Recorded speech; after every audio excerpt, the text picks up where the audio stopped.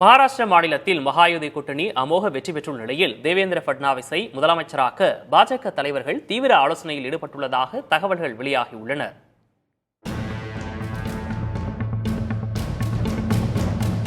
மகாராஷ்டிராவில் தேர்தல் முடிவுக்கு முன்பு வரை முதலமைச்சர் ரேஸில் தேவேந்திர பட்னவிஸ், ஏக்நாத் ஷிண்டே மற்றும் அஜித் பவார் ஆகியோர் இருந்தனர். ஆனால் தேர்தல் முடிவுக்கு பிறகு முதலமைச்சர் ரேஸிலிருந்து அஜித் பவார் விலகியுள்ளார்.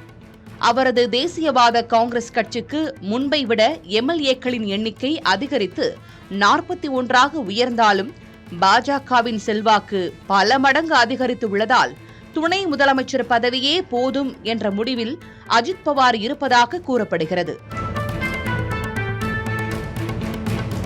முதலமைச்சர் ரேஸில் இருக்கும் மற்றொரு தலைவரான ஏக்நாத் ஷிண்டே 57 இடங்களில் வெற்றி பெற்ற போதிலும் அவரது கட்சியின் ஆதரவு இல்லாமலேயே அஜித் பவாரின் ஆதரவுடன் பாஜக ஆட்சி அமைக்க முடியும் என்ற நிலை உருவாகியுள்ளது. எனவே ஏக்நாத் ஷிண்டே முதலமைச்சராகும் வாய்ப்பு குறைந்துள்ளதாக பேசப்படுகிறது. கடந்த 2022ஆம் ஆண்டு சிவசேனா கட்சியை உடைத்து 40 எம்எல்ஏக்களை ஏக்நாத் ஷிண்டே அழைத்து வந்ததால் மகாராஷ்டிராவில் பாஜக கூட்டணி ஆட்சி அமைந்தது.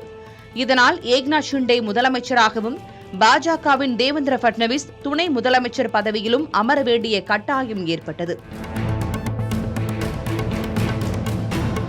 தற்போது பாஜக 132 இடங்களை கைப்பற்றியுள்ளதால் கடந்த கால கட்டாயம் மாறியுள்ளதாகவும் தேவேந்திர பட்னவிஸ் மீண்டும் முதலமைச்சர் பதவியில் அமர வேண்டும் எனவும் அவரது ஆதரவாளர்கள் வலியுறுத்தி வருகின்றனர். மகாயுத்தி கூட்டணியில் சிக்கல்கள் ஏற்படாமல் இந்த மாற்றத்தை நடத்தி காட்ட பாஜகவின் தேசிய தலைமை ஆலோசனைகளை நடத்தி வருவதாக கூறப்படுகிறது. ஏக்நாத் ஷிண்டே அதிருப்தி அடையாத வகையில் இந்த மாற்றத்தை நடைமுறைப்படுத்த பிரதமர் மோடி மற்றும் உள்துறை அமைச்சர் அமித்ஷா ஆகியோர் மகாராஷ்டிரா மாநில தலைவர்களுடன் ஆலோசனை நடத்தி வருவதாக தகவல்கள் தெரிவிக்கின்றன.